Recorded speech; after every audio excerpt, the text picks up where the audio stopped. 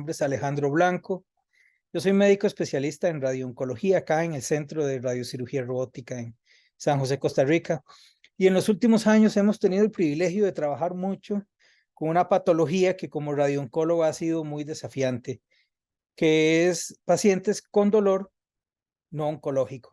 Específicamente la neuralgia del trigémino es uno de las patologías más retadoras con las que yo me he enfrentado.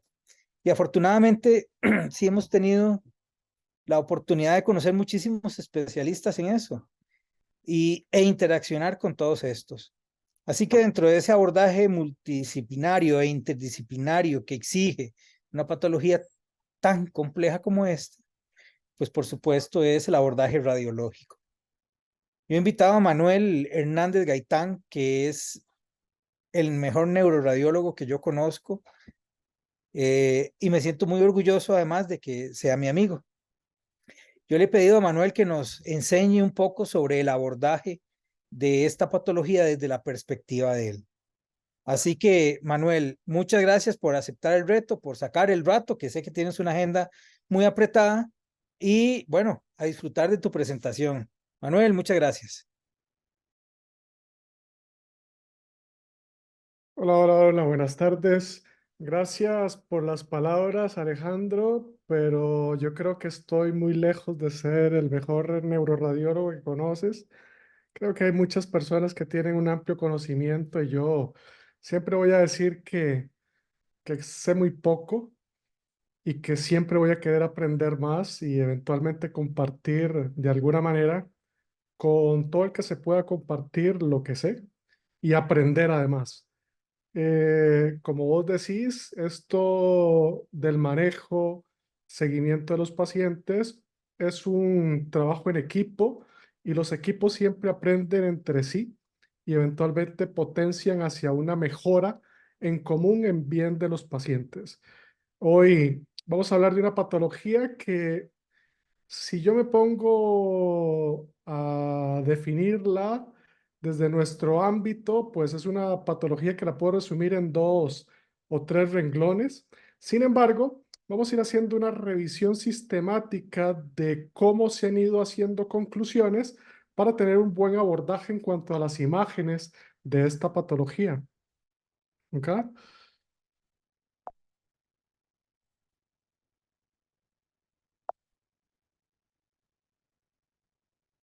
Vamos a ver los objetivos de la charla de hoy. Básicamente vamos a revisar un poquito la anatomía del nervio trigémino, la definición actual de la neuralgia del trigémino, guías de diagnóstico y tratamiento principalmente para evitar confusiones, y es lo que está escrito de cómo tenemos que llegar al diagnóstico, la evaluación de las imágenes según clasificación, principalmente en las dos grandes grupos separados que son la clásica y la secundaria. Y eventualmente vamos a concluir pues de qué es lo que hemos aprendido a lo largo de la sesión. Empecemos con la anatomía del trigémino. El trigémino pues es un nervio mixto, básicamente es la quinta rama de los pares craneales. Tiene la principal función que es la sensación de la cara, también sensación de algunos segmentos de la meninge y algunas estructuras vasculares que tienen también inervación por el nervio trigémino. Y pues aquí es donde se deriva pues una serie de patologías de secundarias al estímulo de este nervio. Principalmente, como les digo, tiene la inervación de la cara. Sus raíces son tres: la raíz oftálmica, la maxilar y la mandibular. Van a tener su entrada a través de diferentes forámenes hacia el cráneo para dirigirse al ganglio de Gasser, y del ganglio de Gasser van a tener un segmento cisternal que es el que va a llevar las fibras hacia el tallo, en donde va a tener tres núcleos que van a estar divididos en mesencéfalo hacia protuberancia y bulbo. El núcleo del mesencéfalo está periventricular, periacueductal. El núcleo que está en la protuberancia está hacia el techo paracentral.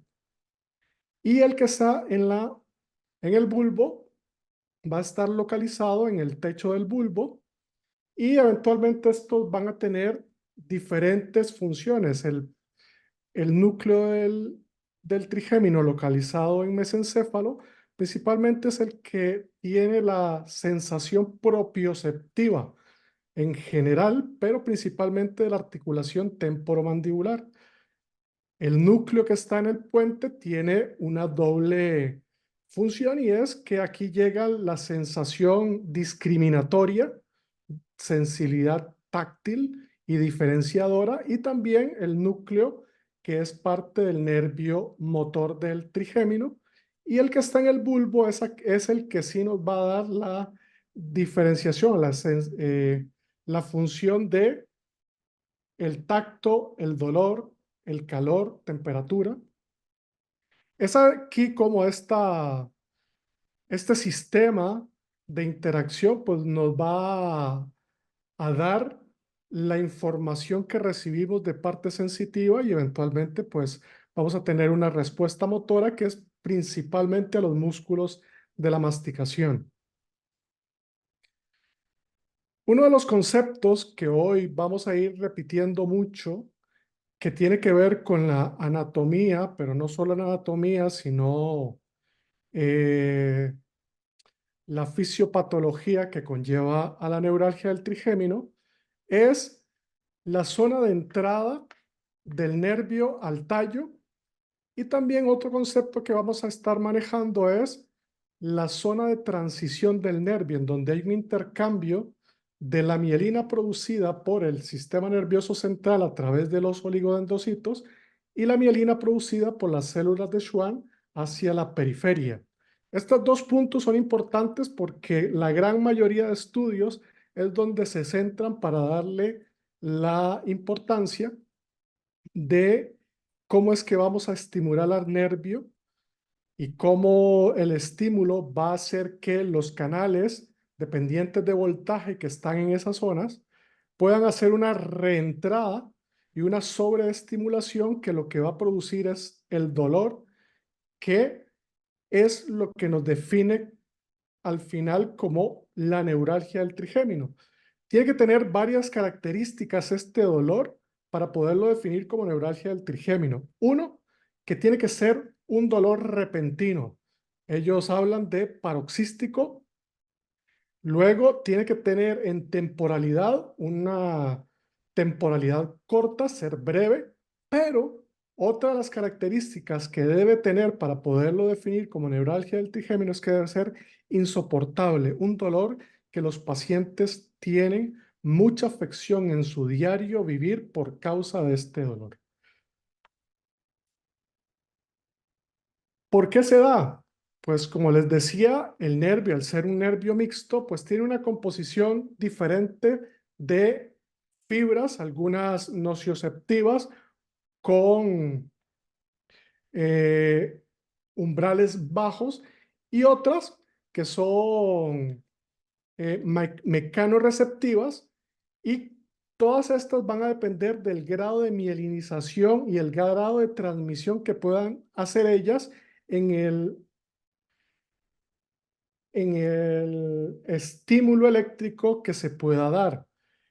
¿Qué es lo que sucede con respecto a las fibras? Como les mencioné anteriormente, pues lo que sucede es que en el área de transición vamos a tener un estímulo, ya sea por una compresión.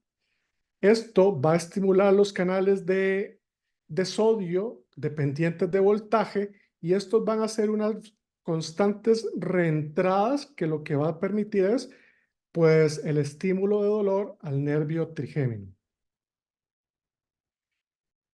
Dentro de las guías, porque a veces y uno dice, bueno, ¿cómo sé yo que un dolor de muela, a pesar de que yo tengo el receptor en la muela, no lo clasifico como neuralgia del trigémino? Bueno, la neuralgia del trigémino la han subdividido dependiendo de las guías que uno lea. Pues yo me encontré que básicamente la dividen en tres. Una, que es la clásica y que es por una compresión vascular. La segunda es la secundaria, que es por cualquier otro estímulo. Y la tercera, que es la idiopática, que nadie sabe por qué se dio, y aquí pues algunas tendremos respuestas más adelante porque cada vez se van dando en las investigaciones, se van encontrando las causas que realmente en algún momento vamos llamando como idiopáticas. Pero al final todas las guías, eso es la principal subdivisión que hacen para la neuralgia del trigémino, y pues con esto es con el material que vamos a trabajar.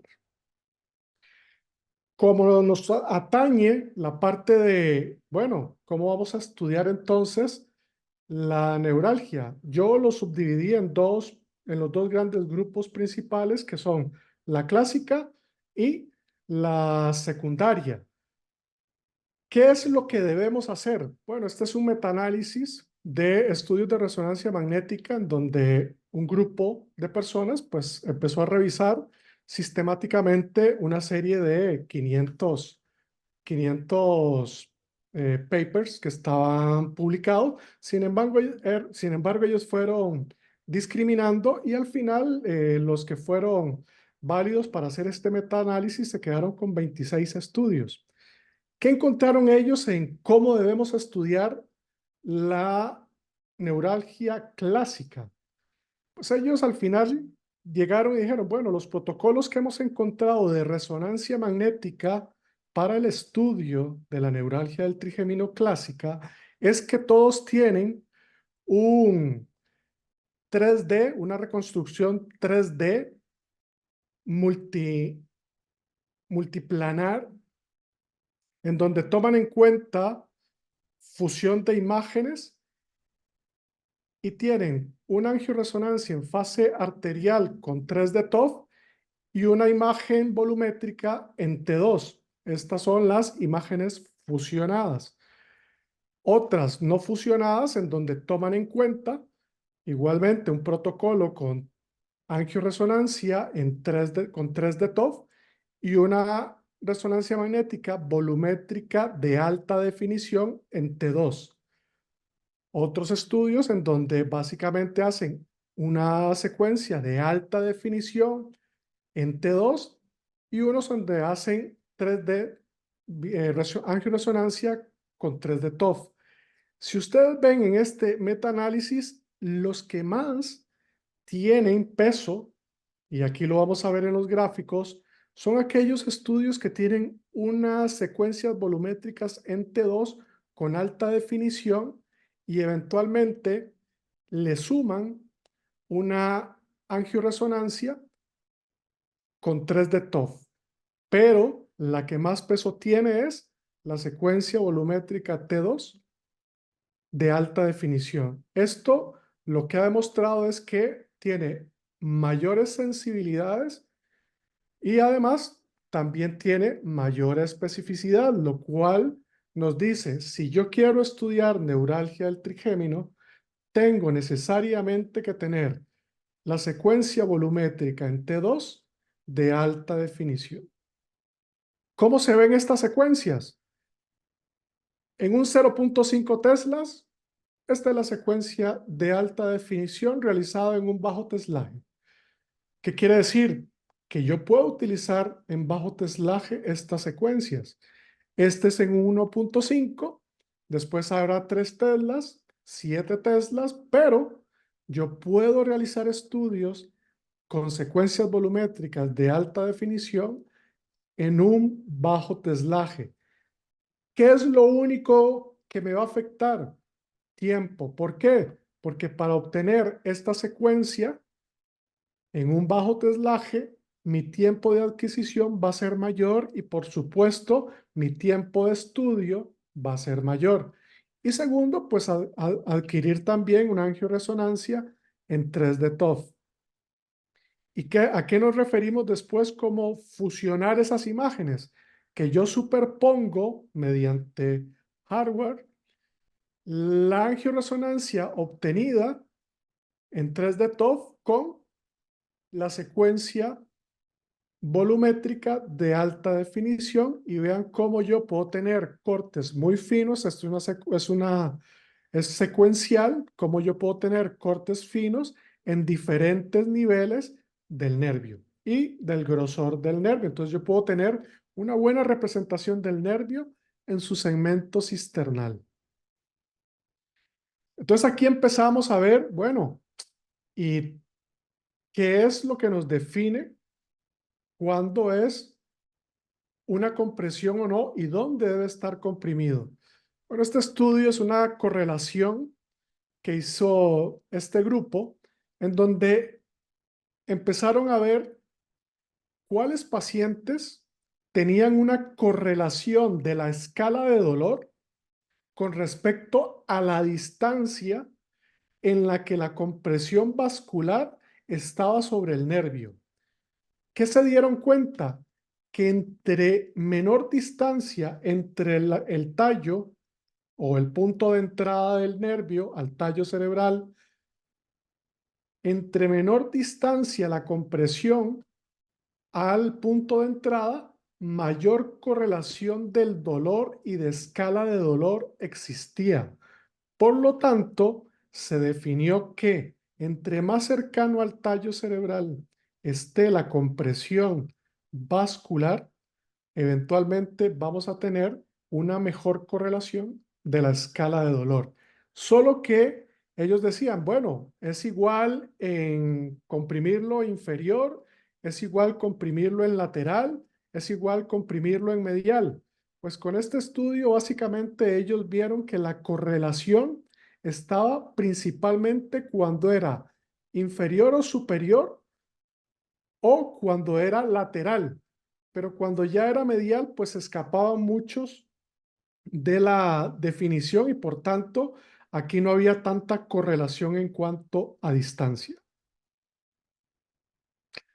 Y con esto también pues surgió otro estudio que era con respecto a 3 teslas, pero si ustedes ven la definición de las estructuras vasculares con respecto al nervio, pues yo lo puedo ver con 0.5, con 1.5 y con 3 teslas. ¿Qué ventajas tuvo el 3 teslas? Que aquí yo podía ver ciertos grados de deformación del nervio. Además, el grosor del nervio lo podíamos establecer de una mejor manera y al final también podíamos medir los grados de atrofia, que eso nos va a dar, pues, entre mayor teslaje tengamos, pues vamos a poder observar esos pequeños detalles con mejor lupa.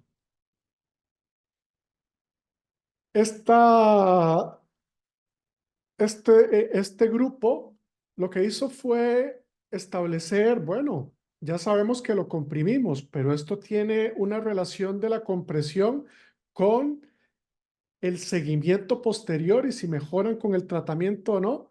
Pues ellos básicamente lo que hicieron fue de nuevo medir distancias del punto de entrada del nervio hacia donde estaba la zona de compresión. Y aquí ellos pues empezaron con el diagrama a definir punto de entrada del nervio al tallo, zona de transición, que es la zona donde la mielina cambia de quién la produce, y el punto de el poros del trigémino, que es donde se va a entrar a la fosa de Meckel y va a formar el ganglio de Gasser. Ellos básicamente lo que de nuevo en sus conclusiones decían, entre más cercano al punto de entrada del nervio, eventualmente tenemos más significado y cuando nosotros ponemos teflón, que es lo que usaron ellos en el tratamiento de el conflicto neurovascular, pues ellos veían que sus resultados eran mejores que cuando estaba en otro sitio la compresión. Ellos, este otro grupo, decía, bueno, pero entonces, ¿cómo definimos qué es lo importante? Si es el grado de compresión, la deformidad, si está atrófico el nervio, si es una vena la que lo comprime, si son varias arterias las que lo comprimen, ¿qué es lo que nos va a definir la sensibilidad para decir esto es lo que está pasando? Ellos estudiaron a 135 pacientes que tuvieron compresión con neuralgia del trigémino clásica y 135 que tenían contacto o compresión, pero que eran asintomáticos. Entonces ellos, al final, en todas las preguntas que se hicieron, básicamente, la punta de entrada a la zona, pues básicamente ellos no obtuvieron la respuesta que todos los demás han venido diciendo, que entre más cercano está la punta, la compresión a la zona de entrada, va a ser significativo. Tuvieron más o menos un porcentaje similar en los asintomáticos con los sintomáticos y no fue estadísticamente significativo. Sin embargo, si la compresión era severa, con desplazamiento del nervio, con atrofia asociada y que eventualmente fuera arterial, pues sí tenían un mayor grado de significancia en la sensibilidad y también tenían un mayor porcentaje de especificidad. Entonces, con esto ellos demostraron de que no solo es decir, está contactando, es que lo está comprimiendo, deformando, desplazando y que además está en la zona de transición. Y es como nosotros entonces tenemos que empezar a reportar este tipo de estudio. Yo puedo a veces decir, lo contacta, pero ojo, yo puedo tener un contacto de una arteria y no necesariamente ser clínicamente manifiesto. Pero si ya yo empiezo a encontrar que el punto de compresión me deforma el nervio, me lo desplaza, pero además, como les digo, lo deforma, le cambia el ángulo con respecto al punto de entrada al poro y me lo atrofia, eventualmente yo a los clínicos les doy mayor seguridad de que este estudio sí puede correlacionar clínicamente con el padecimiento del paciente. Otros estudios que han salido para tratar de ver si hay algo que nos pueda ayudar más es el tensor de difusión, que nosotros a partir de aquí es que hacemos reconstrucciones de tractografía y ellos básicamente lo que midieron fue la fracción de difusión en los nervios que estaban prequirúrgicos y postquirúrgicos y ellos lo que se dieron cuenta era que los pacientes que tenían compresión vascular y sintomáticos, la fracción de anisotropía era menor y persistía aún después del tratamiento. Esto pues fue una forma en donde ellos decían, si yo tengo una compresión en dos lados del nervio, pues entonces voy a elegir el nervio que tiene menor fracción de anisotropía, porque ya ese nervio de alguna manera lo tengo con trastorno de la mielinización. Otro estudio, esto básicamente para demostrar de que la neuralgia del trigémino no solamente está comprimido o no, sino que hoy precisamente en el almuerzo estábamos hablando de una paciente, en cómo estos pacientes pues tienen una calidad de vida que los va trastornando y eventualmente los va haciendo muy susceptibles. Y este estudio lo que dio y lo que puso en la palestra es que la neuralgia no es solo del nervio y los núcleos. La neuralgia también tiene que ver con muchas áreas de la corteza cerebral en donde la información no solamente va a llegar al tálamo y a la corteza sensitiva primaria, sino a otras zonas que van a tener que ver con la memoria, que va a ser el lóbulo temporal, también el lóbulo frontal, principalmente en el cíngulo, son zonas en donde vamos a tener parte de lo que es las emociones. Y ellos vieron que muchos de estos pacientes con neuralgia del trigémino tenían atrofia cortical en esas zonas que son de integración de los circuitos neuronales que van a tener que ver con memoria, eh, que va a ser la parte del sistema límbico, que va a tener que ver con las emociones, como es el cíngulo, y eventualmente el área primaria de la sensibilidad. Estudios, como siempre a uno le preguntan qué es lo que viene. Sí, lo que viene es que entre mayores campos de resonancia magnética vamos a tener mejores armas para poder estudiar esta enfermedad y probablemente vamos a llegar a un momento en poder definir cuál va a ser el punto de corte en donde vamos a definir si un paciente es tratado o le va a ir mejor con las diferentes modalidades de tratamiento. Y esto pues probablemente nos los va a dar eh, resonancias magnéticas de alto campo, aunque las de bajo campo las podríamos utilizar con esa finalidad. La segunda parte de esta charla, pues es las imágenes que vamos a ver en neuralgia del trigémino secundaria.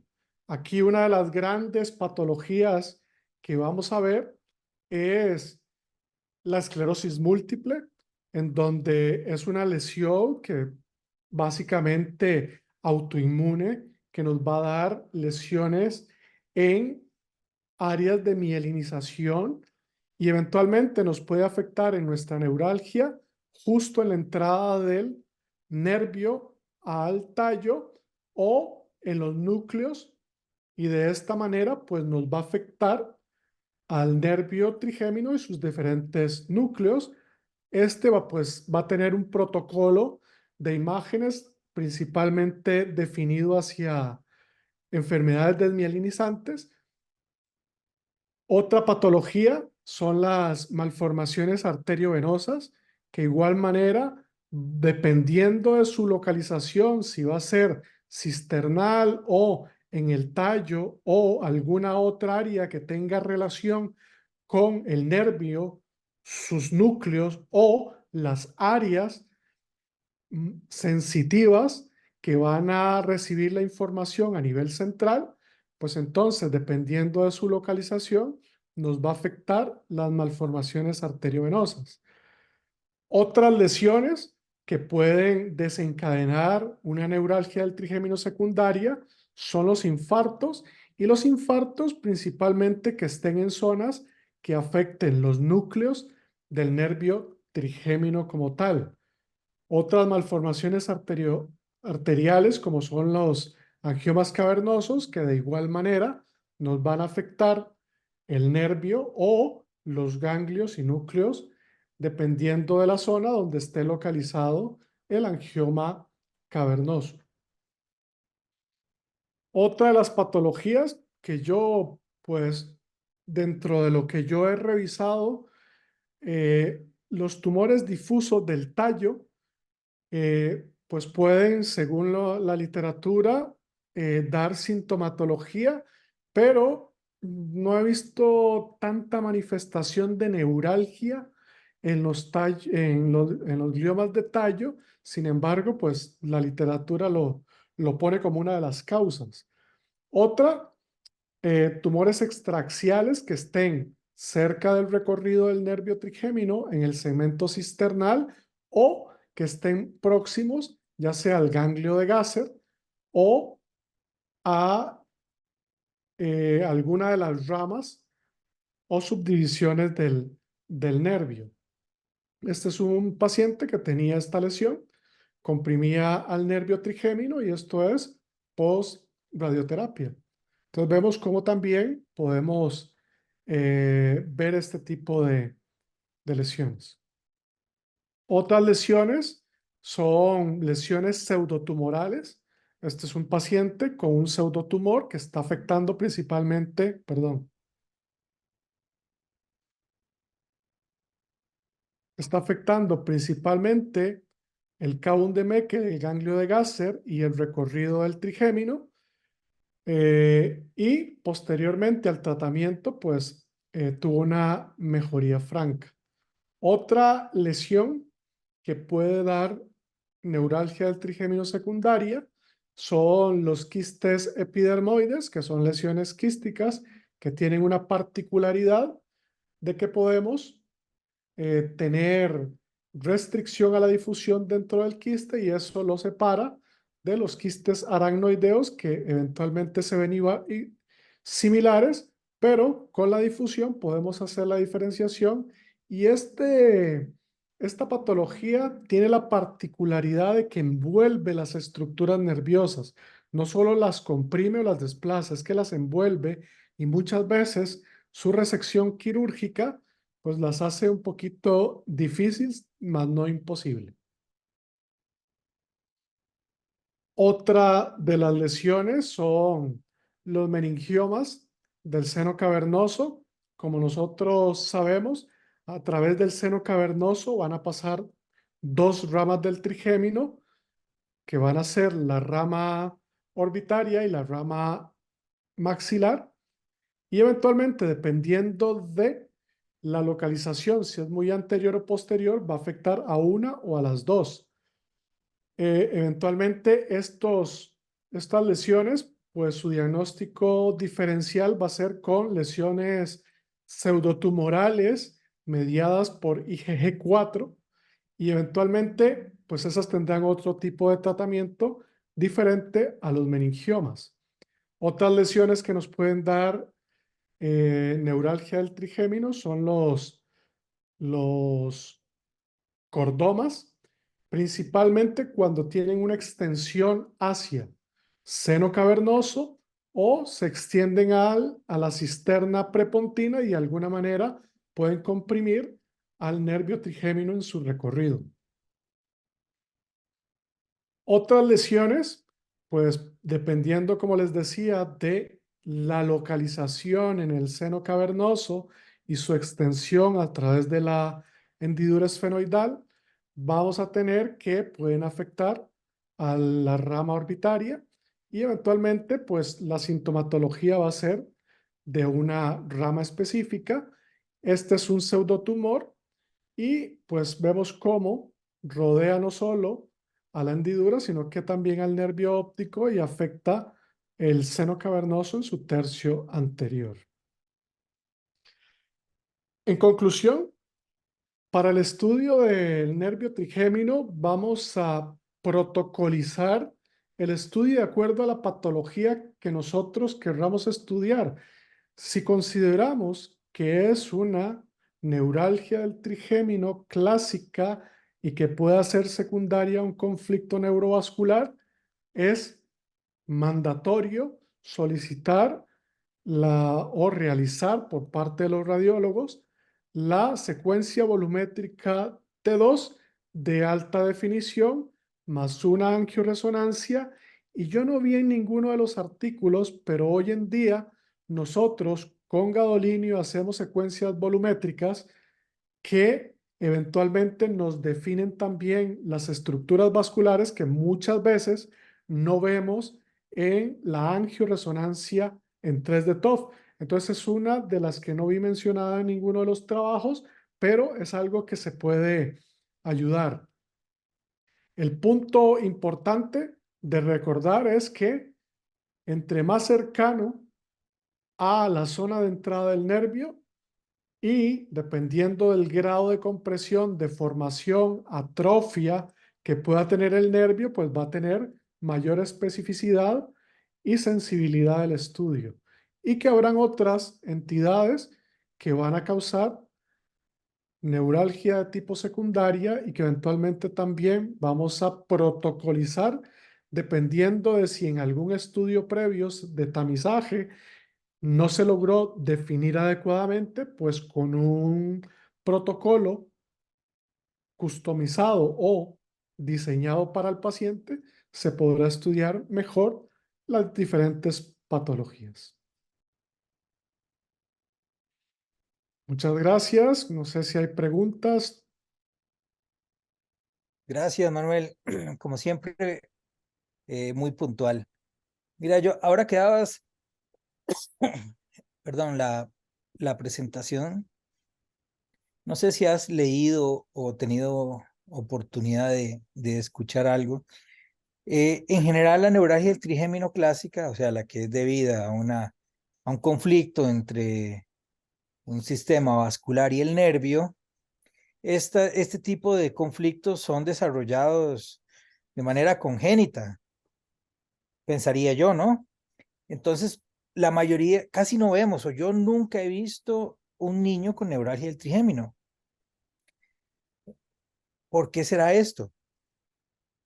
¿O algún comentario con eso? Vamos a ver, nosotros, y esto ya es una inferencia, ¿ok? Es una inferencia. ¿En qué sentido? La neuralgia puede ser, esto es una alteración en la regulación. Entonces, para yo poder tener la alteración en la regulación, eventualmente tengo que tener un tiempo para que se dé. Las arterias, como tú dices, nacemos con ella, pero van a haber algunos factores que van a hacer que estas arterias de alguna manera u otra tiendan a ponerse tortuosas. Había en algún momento leído, pero en las nuevas revisiones que he visto ya no se le da tanta importancia, y era el famoso latido del vaso que no necesariamente tenía que estar deformando a la arteria y que con solo ese latido podía estimular al nervio. Sin embargo, en la revisión que hice, ninguno le dio importancia a eso, ya, ni en los metaanálisis. ¿Me explico? Entonces uno dice, bueno, esos son conjeturas que alguien hace, pero que también tiene probablemente algo de validez, pero que habría que estudiarlo de alguna mejor manera, y es ver si estos pacientes también eran hipertensos, si estos pacientes tenían alguna comorbilidad de que al irse haciendo más viejo el vaso, es más dura la pared y por lo tanto factores como hipertensión arterial y demás pues tendrían que ver con el cómo el latido iba a influenciar sobre el nervio. Entonces yo creo que esos son probabilidades, pero que había que definirlas y establecerlas, ¿no? Sí, sí, sí, de acuerdo. El otro comentario que quisiera que nos amplíes. Yo he tenido la oportunidad de tratar a algunos pacientes de neuralgia del trigémino secundario en pacientes con esclerosis múltiple. Y es que uno va aprendiendo, por supuesto, de la experiencia. Entonces ahora me pregunto si el mejor target para tratarle a estos pacientes será efectivamente el nervio o tenemos que irnos más arriba e interferir en la integración de estas vías del dolor. ¿Por qué?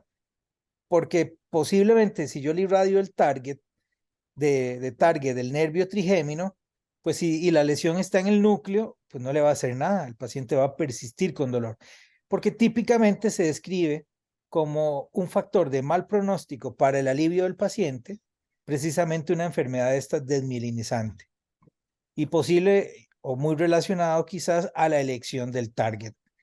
Entonces, sí que es importante para nosotros tener un diagnóstico en aquellos pacientes que no tenemos claro por qué tienen una neuralgia, porque posiblemente deberíamos seleccionar otros sitios de tratamiento.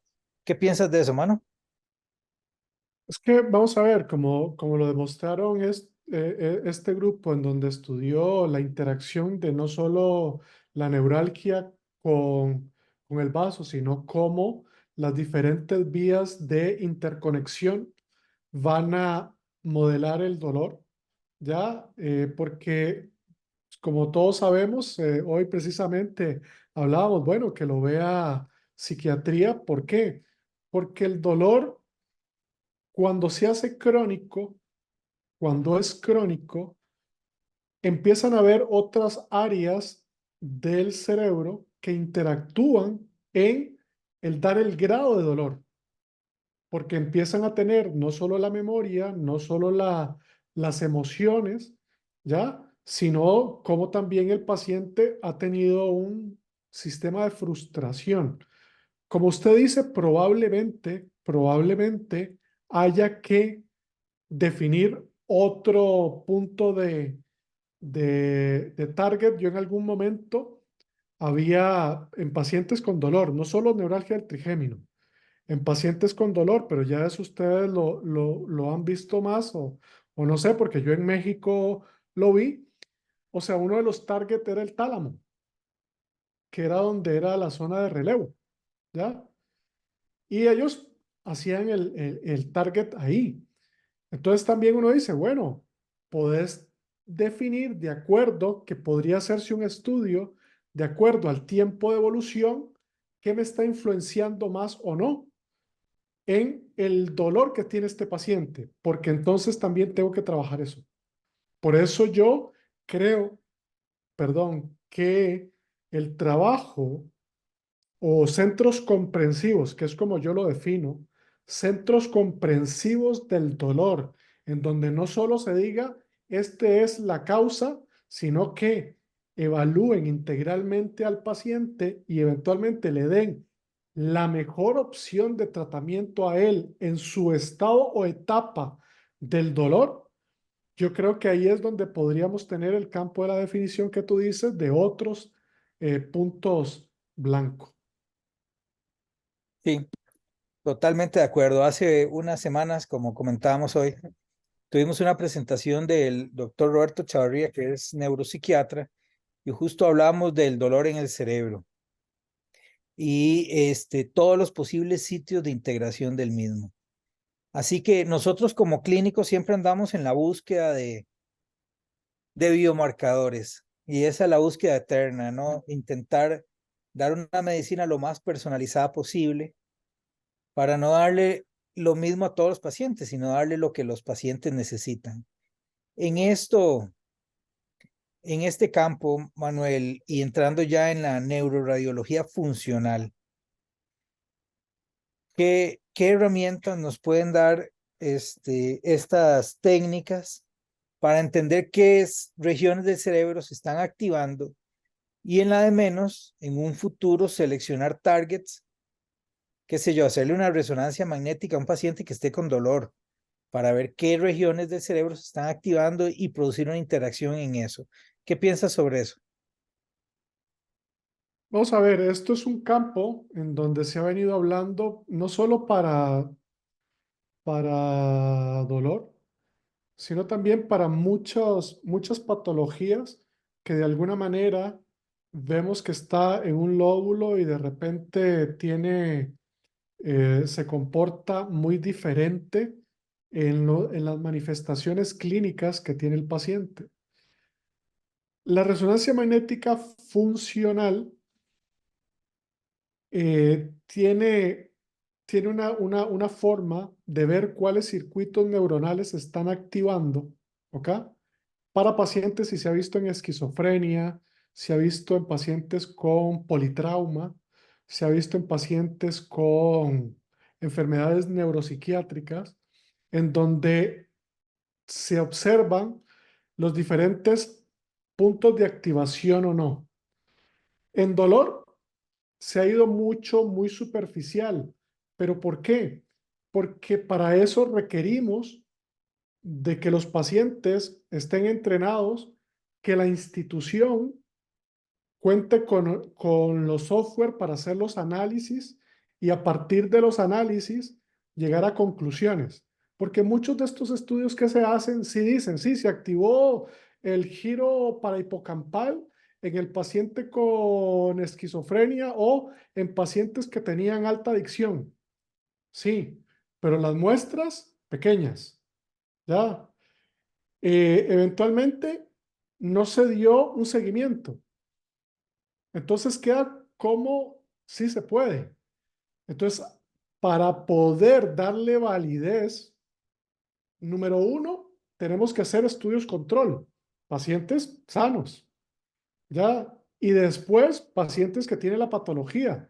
Y una vez que encontramos si hay diferencias reales y significativas en estos circuitos neuronales, eventualmente empezar a probar si algunos tratamientos impactan o no en esta representación. Yo he visto estudios muy aislados, o sea, cada vez se va metiendo más, no solo en la resonancia funcional, sino también protocolos de compéptidos o marcadores en PET o en SPECT específicos para ciertas enfermedades que mejoran o la sensibilidad y la especificidad. Entonces, yo sí creo que puede tener una función. Sin embargo, los estudios sí tienen que irse haciendo con controles para después poder dar un significado porque son muy pocos los pacientes que al final estos estudios saben. Sí, de acuerdo. Bueno, ojalá que pronto los tengamos, porque eso sí que ayudaría. Es muy retador estos pacientes porque sufren muchísimo del dolor. Es un tema que como Centro de Radiocirugía Robótica pues hemos venido abordando hace ratillo. Nosotros abandonamos hace rato la aplicación de un target único. Muy a menudo combinamos con tálamo y a veces en cíngulo también. Lo tratamos siempre de llevar esto con orden y con calma. No sé si vamos a ver si alguien de la audiencia tendrá alguna pregunta. No he visto ninguna pregunta. Creo que la presentación ha estado suficientemente clara para eso. Así que bueno, lo prometido, 51 minutos, 45 minutos de exposición. Manuel, muchas gracias por compartir con nosotros. Yo lo he disfrutado y he aprendido mucho. Les recuerdo a todos los participantes que la próxima semana tendremos otro webinar, el próximo. Hablaremos sobre la importancia del control de calidad en tratamientos de radiocirugía. Así que no se lo pierda. Próxima semana, próximo miércoles, estaremos hablando de esto.